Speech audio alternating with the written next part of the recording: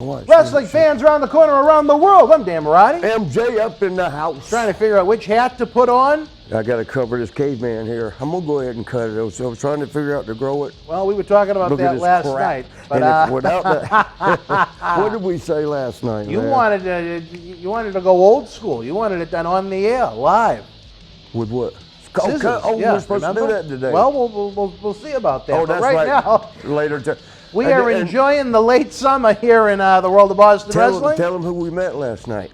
We was at a restaurant enjoying some good food. Your friends, Kowloon's, I think. Yeah. And we had a guy over there going, woo! Well, he woo! He looked kind of like a mix of Ric Flair and who? You said Michael Hayes. I didn't see Michael Hayes. From the side, it was Michael Hayes' face. But then straight on, it was Rick. Who'd you see? Rick, well, I gave him a woo, and you said, "Hey, Nate," and gave him a little tap on the shoulder. All right, wrestling fans, for more fun like this crazy talk, we'll be back with a brand new Wrestling Insiders Party with Marty now. Yeah, he wasn't, right? No. Yeah, because he was very, I guess, a very good-looking guy, and the women loved him, and he had a charming personality. So we all three had fun, out in the clubs and stuff. But today, it almost seems like it was shortly after that Sheik match. The one where he was in Canada and Sheik is telling him start the USA chant. USA, Teddy, tell them USA. And I can't, Daddy, I expect you. I can't tell them USA, Sheik. Daddy, why can't you tell them? We're in Canada. we're in Toronto. But he's do it anyway. And they did it. Tickets are on sale now at bostonwrestling.com for our 20th anniversary Back to the 80s WrestleFest, Saturday, November the 13th at Memorial Hall in Melrose, Mass. Wrestling fans, we've told you that we have a new Tuesday night coming for you for our 20th anniversary beginning September 7th when Boston Wrestling MWF goes extreme. Sunday night, August the 29th, one of the rotating superstars joining us will be former ECW World Champion Justin Credible, coming to MWF Studios for the first time for Wrestling Insiders Extreme tapings, plus a live episode and Cyber autograph signing. Joining New Jack, Justin Credible brings a brand new edge to Tuesday nights. Interested in joining us live? Boston Wrestling Patreon family members can join us for free. For information, visit patreon.com/Boston Wrestling. Fans anywhere in the world can join us for the live episode and Cyber autograph signing. For more, visit bostonwrestling.com. Wrestling fans, it's time to rock. WWE legend Marty Jannetty of the Rockers returns for 3 big nights, Wednesday, September the 1st through Friday, September the 3rd. Marty will be taping historical Wrestling Insider episodes, live specials, and Cyber autograph signings. Support wrestling superstars. Pre-order autographed 8x10s now over at bostonwrestling.com. This September, get your sunglasses ready. It's time to party with Marty.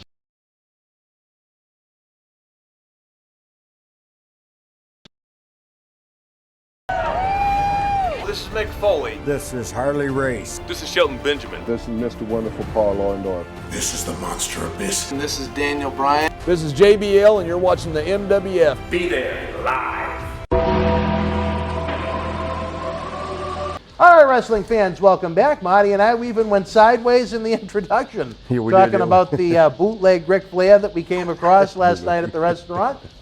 Speaking about bootleg, you want to talk about feuds that fans had very little interest in. It's the same TV taping we talked about in our last episode where Mr. Perfect became the new Intercontinental Champion. Nikolai Volkov and Boris Zukov, the Bolsheviks, split up, leading to... Did they ever go against each other? They did. This is where that feud came from. Who went over in that? Nikolai. Nikolai became a proud American. All of a sudden, he had a little flag stitched on his jacket. Well, Boris could have done that. That he'd probably been owning since the early 70s with the amount of money he put into his wardrobe. He didn't spend a lot, did he? No, he did not. Boots and trunks. He did not. I think he probably still has that jacket on. But I tell you, you talk about though, right? an uninspiring. All of our friends are gone. Uninspiring feud. Do you think there were any fans really clamoring for Nikolai and Boris Zukov? The Russians, they were. The Russians wanted to see it. Yeah, but there weren't that many. No, there were not that many Russian fans attending. I tell you, you talk about some boring. You talk about uninspiring. Those matches? Oh! You know what? I love Nikolai, so I'm not talking him down. But Boris could work, so I feel that poor guy, man, he put in so much good work in the business. Even, back in AWA, he was the man that the other guys, oh, no, not me, he had to take the fall, for his whole career, and he was such a good worker. And so, the funny thing is, I don't remember him as being that good. He's someone I'd probably have to go back and watch on tape and say, you know what? But you can't look good if you ain't working with nobody. Well, when we were straddled with Volkov, that didn't help the cause. No, not at all. But any memories of a baby-faced Nikolai? Did anyone care? That's how much of the impact I had. I completely forgot it until you brought it up. Well, anyway, Nikolai, at least it extended his run a little bit, I guess, is maybe the one positive that came out of it. Wasn't it? That was leading towards the end, yeah. He came back a couple of years later as, remember he was Ted DiBiase's henchman. He wore a T-shirt that said cents instead of the dollar sign symbol that Ted had. I might not have been there then. You were there for that, yeah. I was? In '94, yeah. But we'll get there as time goes on. Did he sing the national anthem, American? He did, yeah. Did he? Yeah, he became a proud American. I'll wait till we get to SummerSlam and maybe we'll have a laugh. But same set of TVs that week was the WWF debut of a guy you became friendly with, Dustin Rhodes. What your memories of a young natural Dustin he came Rhodes? Back later on, that was '96 when he did the gold dust. 95 right? He came in as gold That's dust, right, yeah. at the end of it. Yeah. This is, you're talking 1990, baby face, white meat, Dustin Rhodes. He was young. I think he was like 20 or 21. He was young, yeah. But we hit it off from the beginning because they liked to party. He was pretty, he was pretty schooled. I mean, I guess, Dusty being your dad, you would be. But he was also interested in breaking that, I'm here because of my dad thing. He didn't want nobody feeling that way. So he worked hard. He was a hard worker, which I always, loves that. But, I don't know how long he was there, though. He left when Dusty left in early '91, did? so he wasn't even there for a full year. Yeah, because Dusty wasn't there a real long time. No. But did you see the potential in Dustin to become what he became? Yeah, I used to tell him, man, you work on your body a little bit because he was a little, he was like baby chub. Yeah, yeah. And of course, the natural thought probably with even the fans was, eventually look like his dad. Yeah. But he worked hard, man. He's a hard worker. He's in great shape in 2021. Yeah. Great shape in 2021. Loves him to death, man. We had a lot of fun times. Wait until we get to 1996. Yeah, okay. Well, yeah, we didn't hang out as much when he first came in, but we hit it off. I mean, like I said, we loved to have fun, and I could see he was working hard. I knew the stigma he wanted to get beyond, I was told about some fun rides you had during his Gold Dust era. With the blow-up dolls. I don't know about the blow-up doll, but his favorite thing was to have put a blow-up doll on the passenger side. It'd be a bunch of us riding, so we'd get a van, and he'd put that blow-up doll on the passenger side and pull up the red lights, and he'd start talking with the doll like he was arguing with it. People would be looking, first of all, because you got that doll and arms are up like this. And he's like he's having an argument with it, and the people would ease on up like away from us. He had a great sense of humor. Yes. From when we had him in. Unfortunately, he ruined an annual live event we had. What happened there? Well, his love of pornography, I guess, is maybe the best way to put it. He must have, huh? And then porn dolls and well, you got to tell me this one. I don't know if I think we've told the story on the show before. He came in early in the day. Oh no, he came in with everybody else. He did a meet and greet. He did a Q&A with the fans. Now this is at a high school, mind you. Now. Oh, I think you did. The Sheik went off on one of his Sheik spiels. It was the day before we taped the legendary interview that wound up on the Howard Stern show. So Sheik somehow got his hands on some medicine and was unloading on everybody at this high school, which the high school officials loved. And then during intermission... When you say unloading on, he went off on them? Yes. That must have been while he was waiting, because he gets real irritable. A verbal tirade. And then Goldust, during intermission, had an adult magazine, and he sent, actually, if you're familiar with Raw, Viking Raider Ivar, Warbeard Hansen, he sent his brother to get him some adult beverages, and he went into the back seat of Commissioner Von Johnson's car, and he masturbated all over the back of the back seat. No, he was a pretty sexual person. And was caught. And guess who didn't go back to that high school to run an event every year? Come on, Dust. Yeah, and then you want to know what bothered me about it? Years down the road, what year would you say that was? It was November of '04. Yeah, he always was very sexual. Yes, very. But that's not that far, damn. Fast forward to... Couldn't wait. A couple hours. I think we're talking 2000... What year was Rich Swan in? It was New Year's week 2012. Percy said, try and reach out, try and make peace. He'd be good, and a good addition for the show as Goldust. He drew well before he could draw well again. But you know what? Instead of being apologetic for what he did, like Road Dogg. You think he did that as a rib? To masturbate on the back seat of someone's wasn't car? doing that, though. What? He might not have been doing it. He might have been in with somebody, say, hey, come out there and tell him you caught me doing it. Well, the people from the high school, I don't think, found it very funny if it was. But, we, reached out, tried to set up a deal with him to come in. And he instead of being apologetic for what he did, he kind of cocked an attitude about it. And I think, you know what, if you fuck someone over, if you fuck over a promotion, if you cost guys work and cost guys money, you should feel a little bad about it. I don't know if that's part of the 12-step program to recovery that he talked about in his autobiography, but... He wrote a book. He did, about his recovery. I was really disappointed, and then we didn't wind up doing it. That don't sound like it. He's a pretty stand-up guy. He said it felt negative to him after our conversations. I was willing to pay, but I wanted assurances that we weren't going to have any bullshit. Yeah. You know what I mean? Yeah.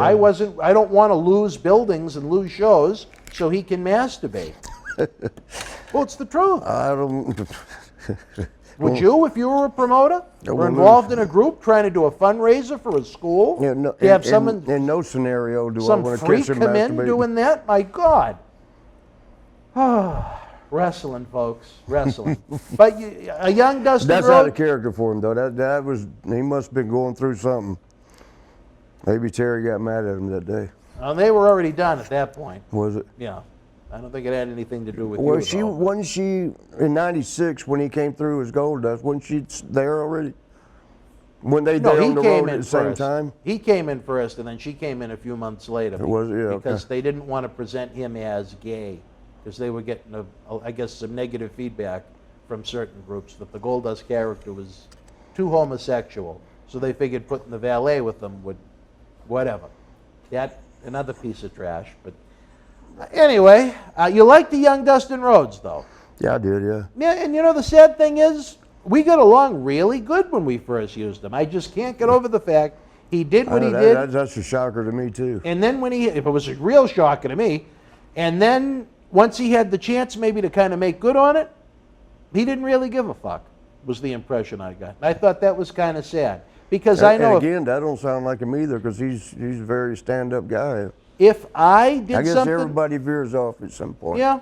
I'm sure you've made a mistake. And then, yeah, I booked him. No, not just that one, but... If I did that to someone, I would want to try and make good on it. But that's just me. What would you do? Offer to clean the back of the seat? I think I would have given them a really good deal. I would have apologized. I would have... The only one that ever really did us wrong that apologized and is a stand-up human being... Did I ever do you wrong? No. Oh, Road Dogg. How? I have all the respect in the world for Road Dogg because he did that. What do you do now? He fucked us over a couple of times.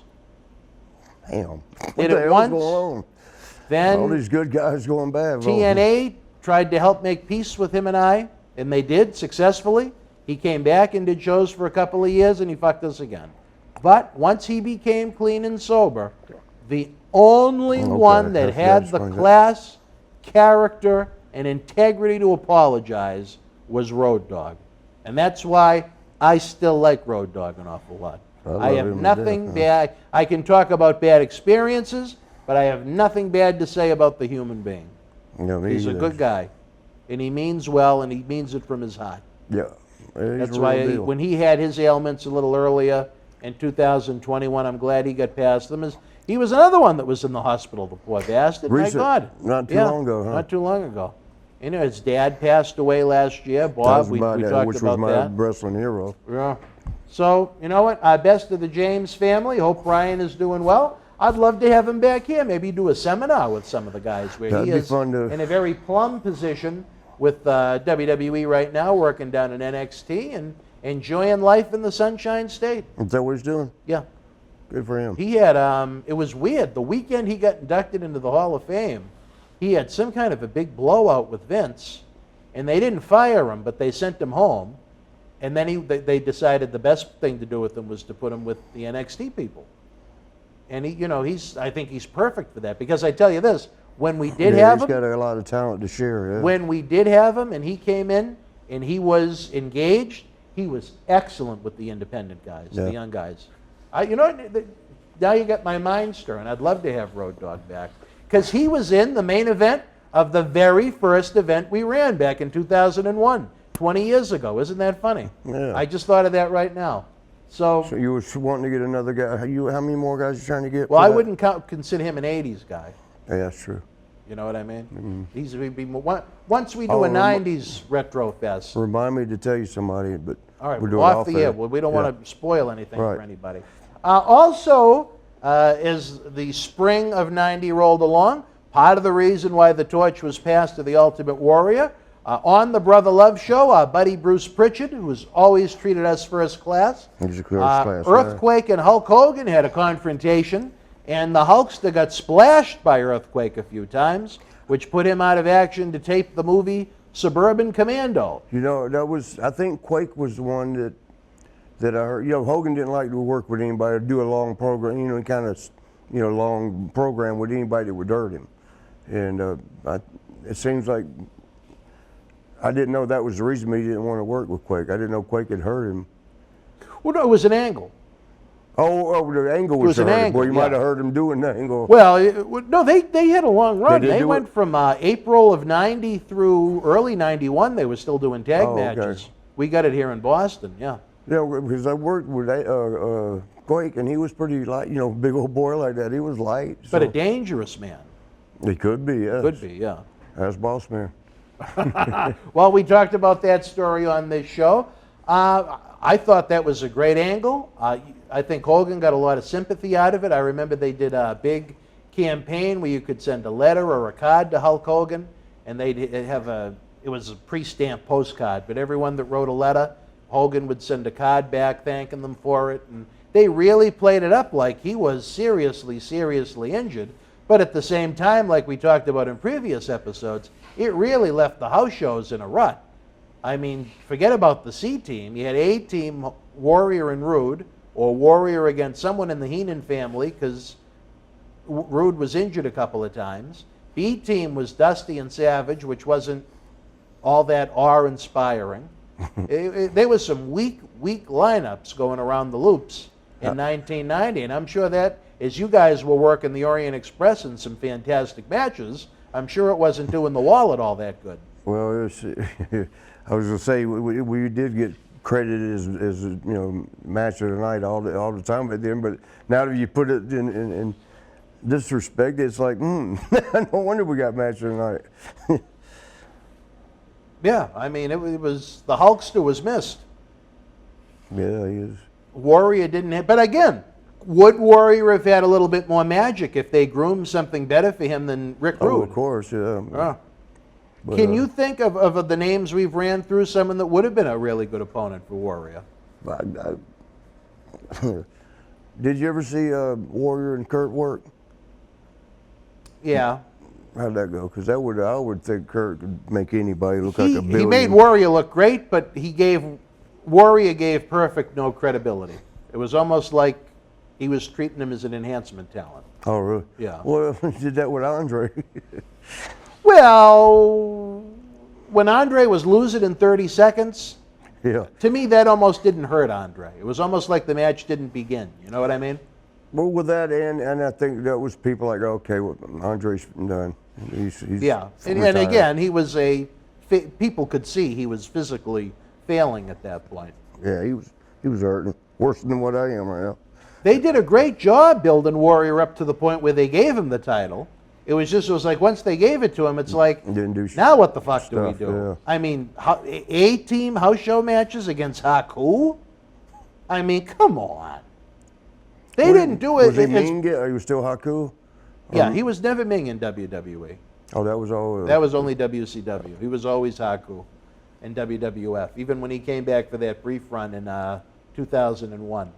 But I lost my train of thought there for a second. You didn't have a train of thought. I always have a train of thought. Oh, so the Hulkster Right was train, missed. wrong track.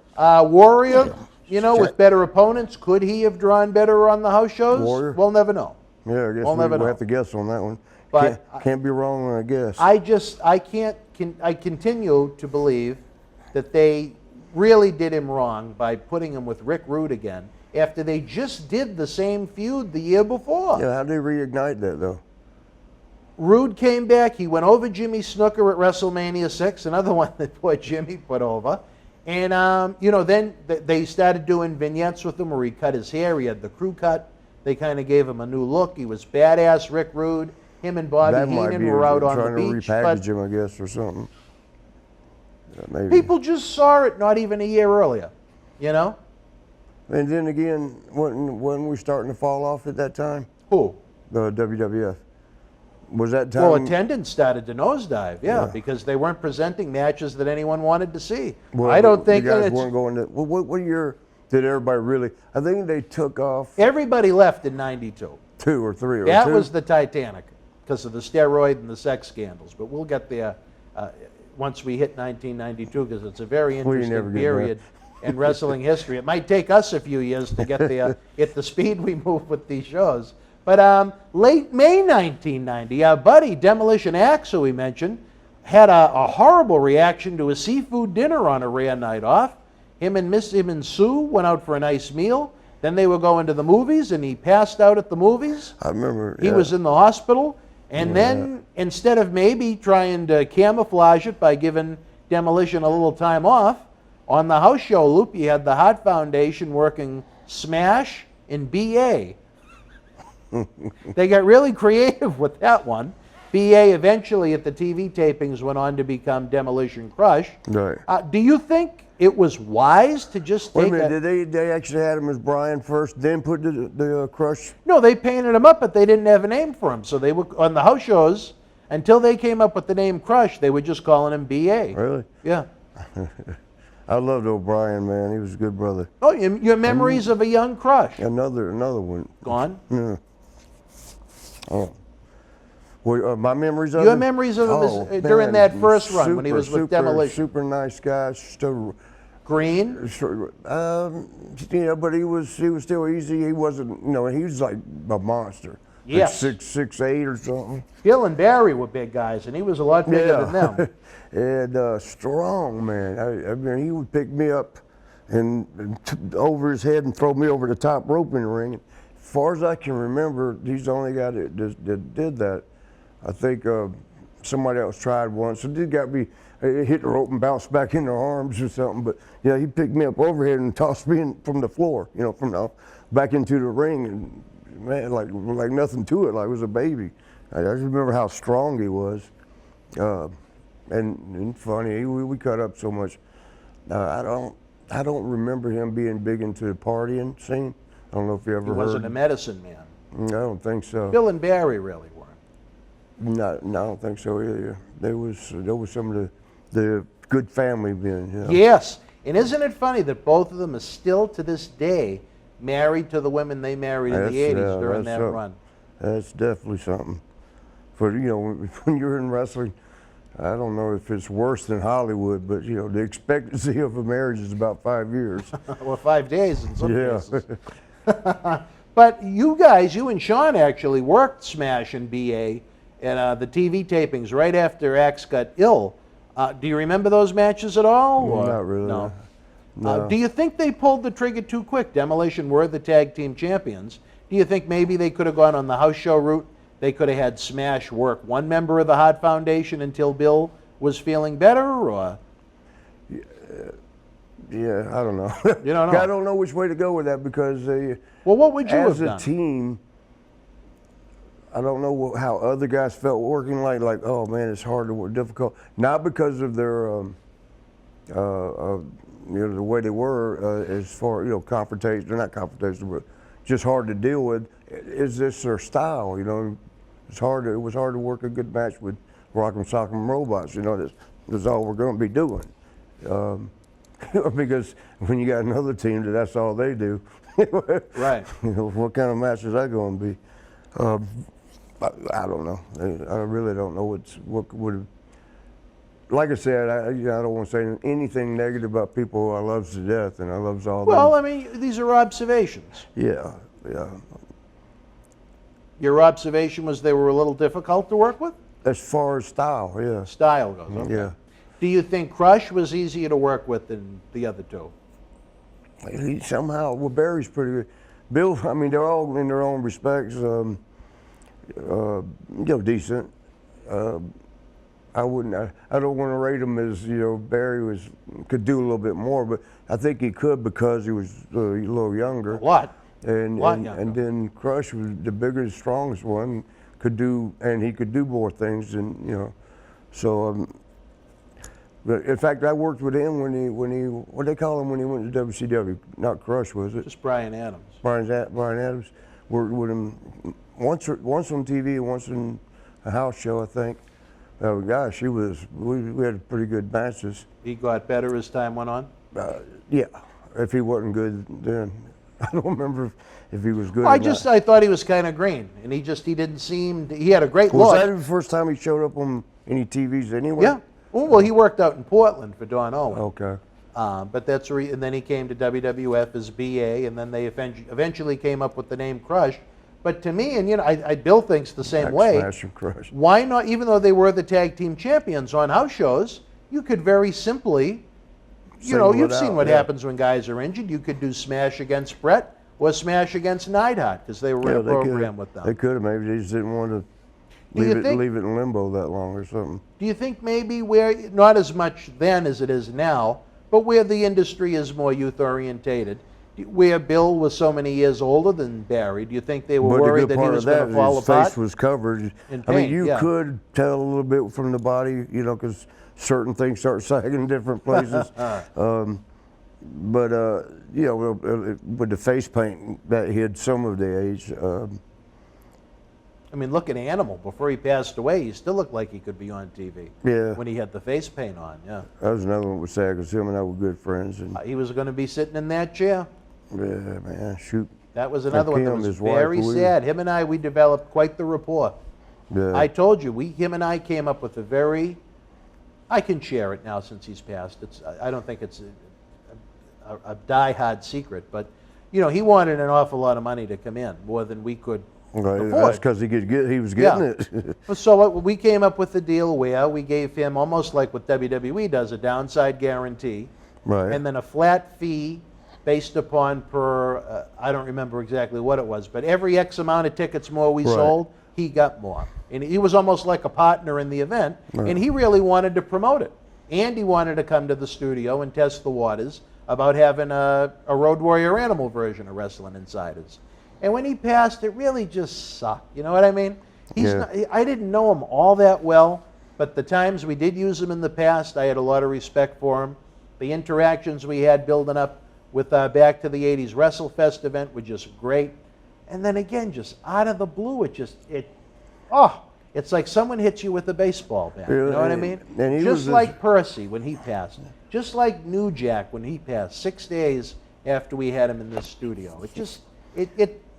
I guess you have to be in the industry where we lose so many people that we not only care about and admire, or maybe sometimes even if you dislike them, it still really allows you to hear about someone that was one of your peers that dies young. And I'll say that sometimes I don't got any guys that I dislike, but I have some.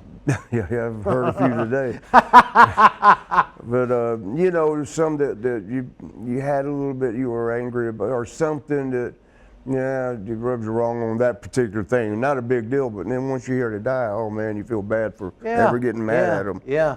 Sometimes, and it's like in that moment, you look back and say, geez, maybe that wasn't the world's biggest issue. Geez, maybe that was kind of a petty issue for us to have a grudge about. Because look, and I think one of the great things I have done personally in wrestling, Bill and Barry didn't communicate or have anything to do with each other for 17 years.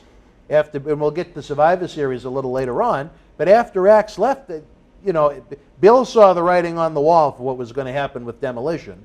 Barry didn't. Bill left. Barry stayed with Crush. And in less than a year, they were jobbed out and they were different characters. Yeah, so Bill had a good head on his shoulders about what direction they were going in. What did he go with? Repo Man. Repo Man, he yeah. Was so funny. But because of it, they didn't have anything to do with each other for 17 years. Barry and Bill. I consider them to be the greatest tag team in WWF history. Better than Road Warriors? Oh, by far. As far as WWF history goes, or at least absolutely, they were, I guess. Absolutely. In 2004, thank you, John C., for number 2. I went on a manhunt to try and find him because Barry. And I was, guess who I was? WWF didn't even have anything. I had to try and go through Joe, Road Warrior Animal, for the fans that don't know people by their first names. And he was very smart. Oh no, Barry doesn't want anything to do with it. But you know, I'd love to come in, but Joe hustled the booking from Barry. But fast forward a few years, I finally got him through the company that he started. And we had a great talk, great guy. I had never met him, but he was very reluctant to have anything to do with wrestling. And I convinced him to do it. The morning of WrestleMania 23 in Detroit, I helped put together, before the WrestleCons of the world started, I helped put together a small Legends Fanfest in Windsor, Ontario, Canada, right over the border from Detroit. And for the first time in 17 years, Axe and Smash Demolition reunited. And it made me feel great to say. What's that now? In Windsor, that's where they reunited? That's where the Fanfest was, yeah. Windsor, Ontario, Canada. And you know what? These are guys that they were my favorites as a kid. I had the Demolition t-shirts. I had the Axe LJN because they never made a Smash one. They switched to Hasbro at that point.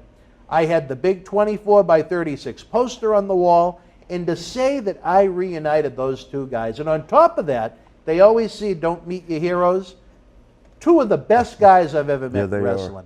I love Bill and Barry. Yeah. They are great, great, great people on top of being great, great talents. And again, to me, the greatest tag team in WWF history. Nothing against you guys. Oh, no, that's with different style and different... Did you know that WWE, they came out with a ranking of the top 50 tag teams of all time? Recently. Did you know where you ranked? 14 or something. Isn't that something? Yeah. We'll talk about that in another time. But right now, fans, I we are see going those other 13. I know, right? We're going to take a brief time out. When we come back, we're going to talk more about the World Wrestling Federation in 1990. If you love talk shows like this, fans, I'm telling you, don't just be a fan. Don't just be a friend. Become part of the Boston Wrestling Sports family.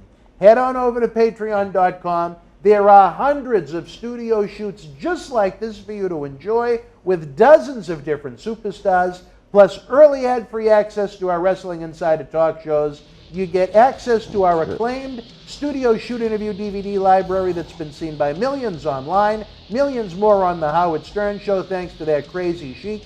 There's Patreon exclusive videos, and most important, you're helping keep Wrestling Legends working. Again, that's patreon.com/Boston Wrestling. Link can be found in the description box alone. Right now, we take a brief time out. Check it out. We'll be right back. Yeah.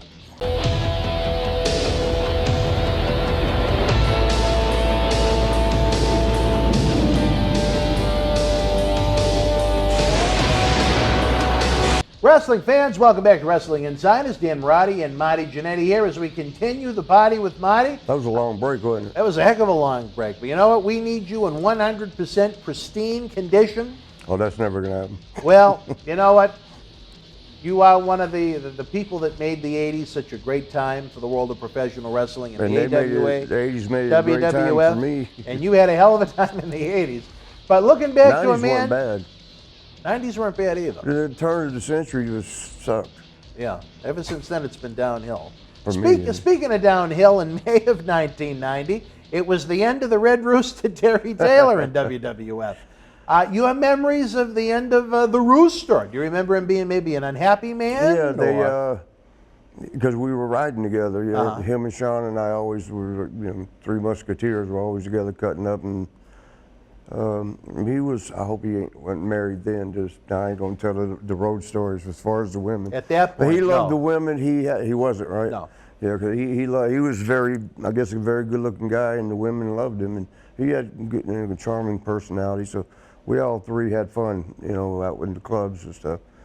But today, it almost seems like it was shortly after that Sheik match. The one where he was in Canada and Sheik is telling him start the USA chant. USA, Teddy, tell them, no, tell them USA. And I can't, Daddy, I expect you. I can't tell them USA, Sheik. Teddy, why can't you tell them? We're in Canada. we're in Toronto. But he made him, do it anyway. And they did it. Isn't that funny? Yeah. It was right in Toronto, which is almost, it's almost Americanized. Close enough, yeah. Not to insult the great Canadians. It was just amazing. And we didn't know what was being said in the ring. Me and Sean, and I forget who was, Coco, we were watching the match. I think it was a few of us. And when he started hollering USA, we all looked at each other like, oh man, because we on the road a lot. Terry lost track of where we are. And then we heard the crowd doing it, we're like, we're all looking at each other, well, damn. I will try that tomorrow in Montreal. Unbelievable. Well, was Terry unhappy at that point as he was wrapping up? So what happened, we were riding together and he comes in, he's down and quiet and, like, what's up? So Vince had a meeting with me and he told me, he goes, you're a great worker. Well, I can't do Vince's voice through Terry. But I will anyway, because I think Terry, you just said it regular, but I could hear Vince saying it this way. Terry, you're a great worker, very good. Unfortunately, that's not needed in the business no more. That's what he told him. And it was kind of because I guess, I don't know if it was all the characters were coming, everything's a character now. Well, he was a Rooster. Yeah, but only because he was cocky.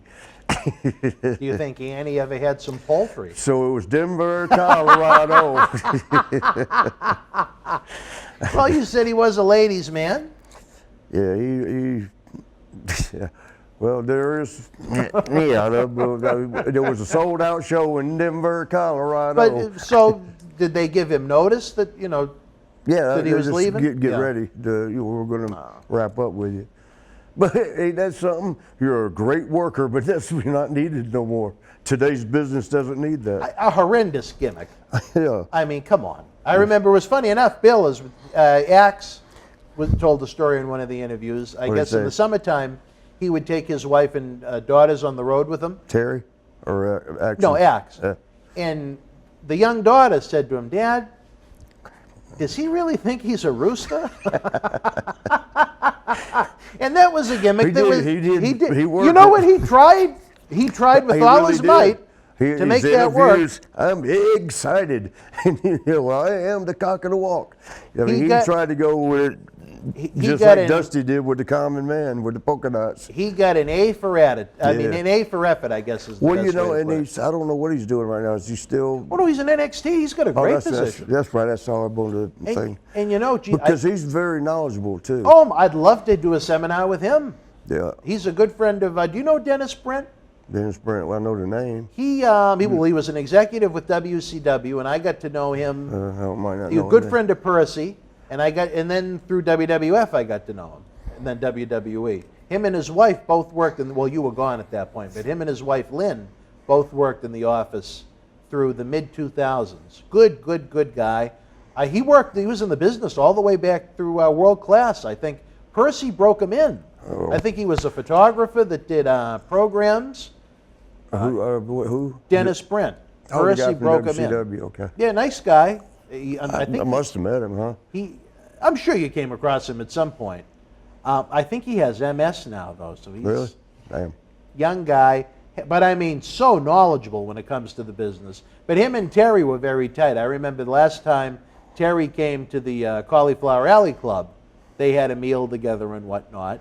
Terry went to... Yeah. A lot of people, they have negative things to say about Terry, but I get to know because him. Because he speaks, at least, I like it because at least you know where he's thinking. He don't sugarcoat too. I mean, he's not going to brutalize you, but he's going to let you know, and I'll give you the example I think I've told before. Barry Horowitz works his ass off.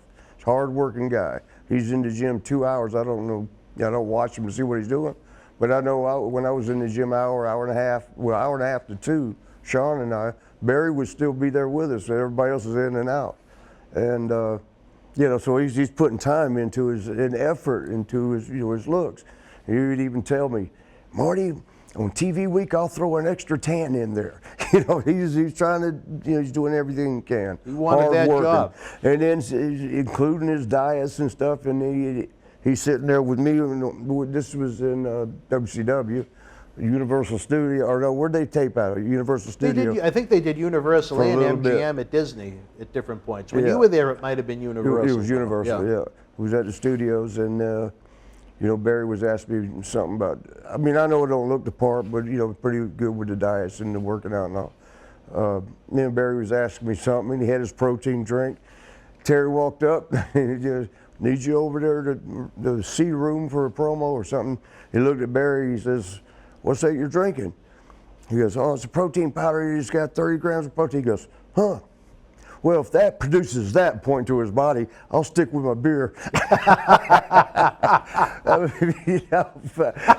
Barry, oh my God, the look on Barry's face, Jesus, thanks a lot, Terry. But in the fun, Barry wasn't upset, but because it was just Terry joking, but at the same time, it was Barry just worked out so hard, and some people's body didn't react great. I mean, he was in good enough shape.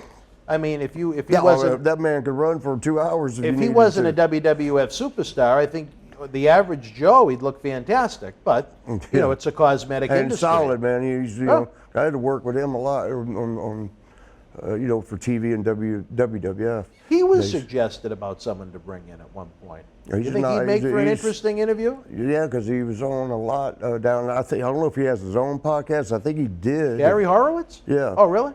For a while, or if he was doing something with Bubba the Love Sponge or somebody down there in Tampa. And evidently, it was good enough that they kept him around. Unless it was his own, and even still, I can see Barry being good because he's another one that's very honest, and knowledgeable. So you're going to get some different perspectives that are worthwhile. He was around in that age. Might give you a perspective that. On Barry Horowitz? Oh, no, on anything. Okay. No, I love Knobs. You know that. So does the loading dock here at the studio, but that's a different story for a different Wait, what was that when you told me that? He couldn't make his way up the ramp, and he had to just go out that way and just let it fly, baby. Let it fly. But that was, I'll tell you, I'll never forget that day between the Nasties and Matt Daddy, as you call him. What an afternoon. He never called back yesterday. I wonder if he's mad at me now. He probably didn't want to interact with you around me, I would guess. Yeah. And again, some of the fans didn't like Matt because I don't think they got to know Matt like I did. But, the door isn't closed to him. Here, I don't know. Maybe that's the best way to put it. Use that back door. Do you lock that when you leave? Well, maybe he did use the back door. No. I don't know. It was in Denver, Colorado. Those did you know it was open? What's that? That door there for the garage. Or do you lock it when you leave? Over there? The door right here. No, because it goes. You've never been out there. You'd have to see the area. It's enormous. Oh, okay. There's several bays and trucks. Well, I just saw it a while ago. I saw the parking garage or something right here. Oh, you went out there? Yeah. Took a Oh, look okay. out, yeah. No, But that was just I don't surprised have a the key door to. was I don't locked. have a key to Wasn't that door. locked. I only have it. Sorry, y'all. They have no idea what we're talking sorry about that. Where Brian Nobbs took a leak back in December. Now you know Yeah, where. that was what it had to do with. Is that why you were interested to see what it looked like? No, I just all that noise out there sounded like somebody was riding the lawnmower on the concrete. Oh, because there's been an ownership change, and they have one guy out there's got a wood shop business, and others an appliance store that stores their dishwashers and washers and dryers out there. So if you hear that beep beep beep, that's one of their trucks. That a while ago. Oh, I tell you, next door was empty, and they consider all those other things next door. That's a mobile gas For station. No. There's a right building next to this attached to building, this. okay. It was empty for about 4 or 5 years, and it We was could have run a beautiful. wrestling school in there. I wanted to put a ring in that bay out there where the cars park, but they weren't big on the idea. Oh, right. I wanted to, do an Well, as long as edgy you're paying rent, what do they care underground. what you do? Well, no, the studio people, Oh, they okay. didn't like it. But anyway, June sorry, June the 25th, 1990, it was the debut. Many would say the long-awaited debut of Hawk and Animal, not the Road Warriors, the Legion of Doom, wearing these childish red shoulder pads. Oh, you just love Demolition. No, those shoulder pads sucked. Shit. It Everybody took loved them. They it- got them on football fields. It took the impact away from them right away. I love the ones they used to have in the NWA with the spikes, But those shorter the metal, spikes. black, yeah. But I don't think they could. Wasn't there a reason they couldn't bring that, or no? They just wanted to come I in. think they looked more bigger, better? appealing to kids. I think they were more ones? merchandisable. The, red ones with the black pokes coming up. My opinion, I don't know. I We like never them. get to ask Joe why, but Yeah, I I'd be just, good to know. yeah. Now, what did you think about, okay, here's another babyface tag team coming in that's going to get a big push. What did I think about What it? did you think Well, about it? because it was them, I had no choice but to think, well, damn, we got to wait longer. You knew they weren't coming into work Yeah, middle of they the wouldn't pack be with doing rhythm and They blues. wouldn't be doing a job their first day. No. Did you know them at all before WWF? Yeah. Oh, did you? Well, I think I did. Hold on. Because I only worked at. Did I meet them through? Oh, yeah. AWA. They were in there. Oh, they did. Yeah, they did do a couple Yeah. of brief spells in AWA. Yeah, because remember, I think I said it before when it was in AWA when I first went there, then brought Sean, and then we teamed up as the Midnight Rockers. Road Warriors were battling with the Freebirds. That was the main event everywhere, and whatever else was going on at the time, but that was always the thing to watch too. And they sold out everywhere that we did. We only did like maybe 15 major cities. Whereas WWE's got every major city. But AWA had a unique schedule. yeah, and it was nice though because you only worked like 16 days, 17, 18 days a month. Good for the body. Yeah, and you do the weekend and get a break. They sorry I keep that the nose. No cocaine. It's just I can just a assure lot. you, folks, no, it's Yeah, not that. Itching a lot lately. I mean, this is all one day, so you see me week after week itching it. It's all one day. They'll make a montage video out of it. Yeah. Yeah, that'd be fun. Yeah, look, he's still doing drugs. But your thoughts of Joe and Mike when they came into the WWF in 1990? Attitudes? I was happy. Changed, different, same no, guys, same different guys. Yeah. They were same guys. And what I was going to say a while ago when they left AWA. Oh, okay.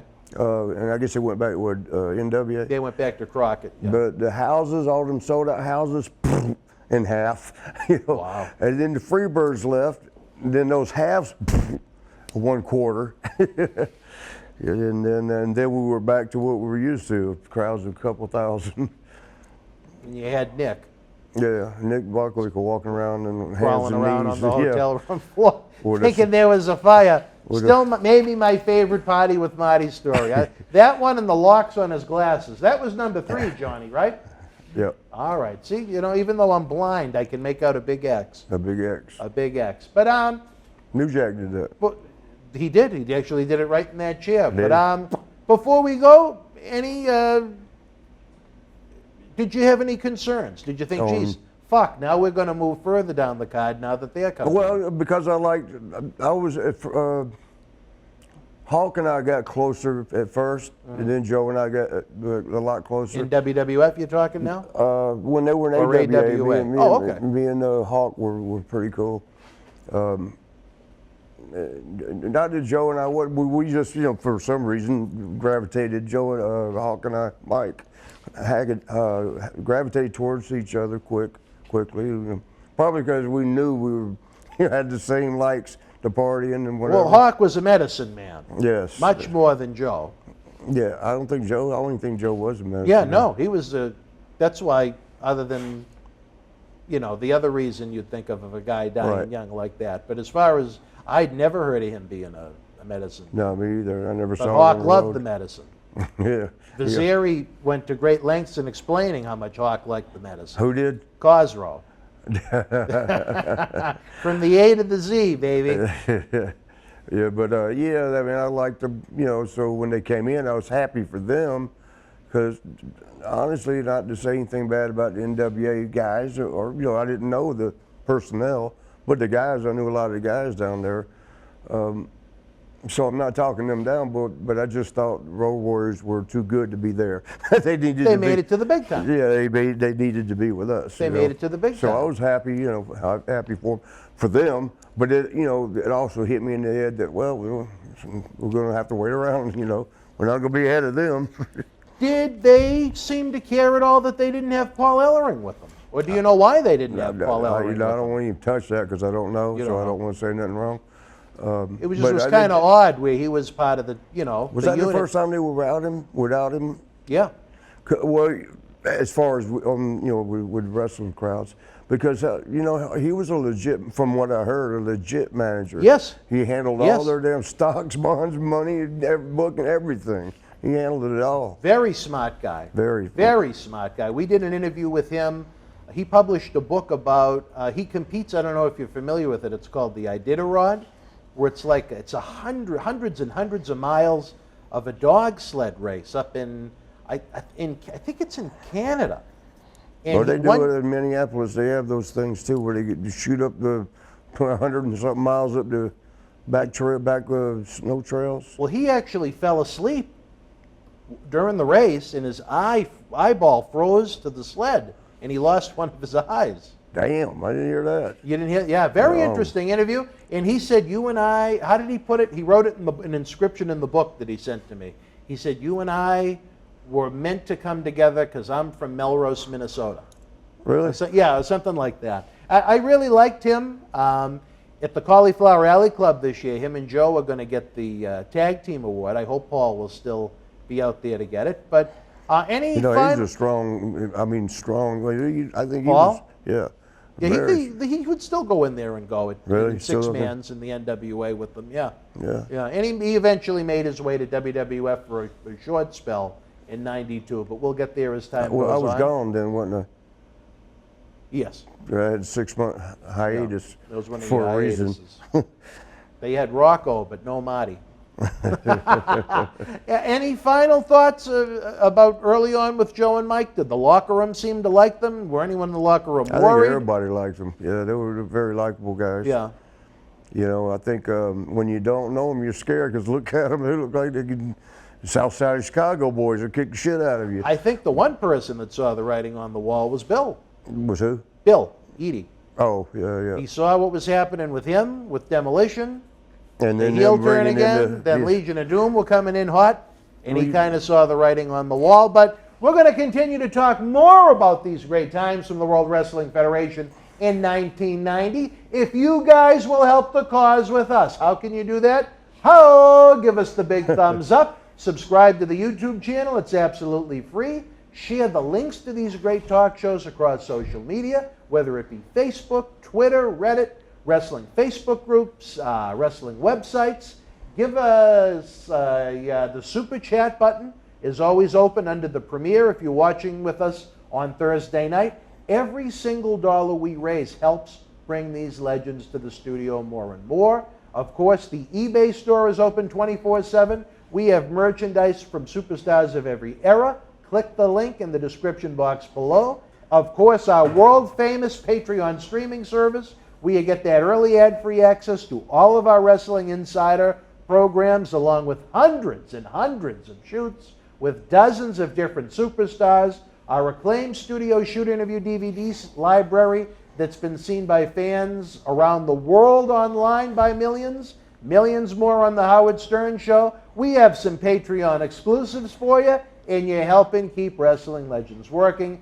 Patreon.com/Boston Wrestling. And don't forget, save the date. It's like a wedding. Saturday night, November the 13th, Memorial Hall in Melrose, Massachusetts, 2 blocks down the road from this studio. Beautiful. We're going back to the 80s for WrestleFest because it's the 20th anniversary of Boston Wrestling MWF.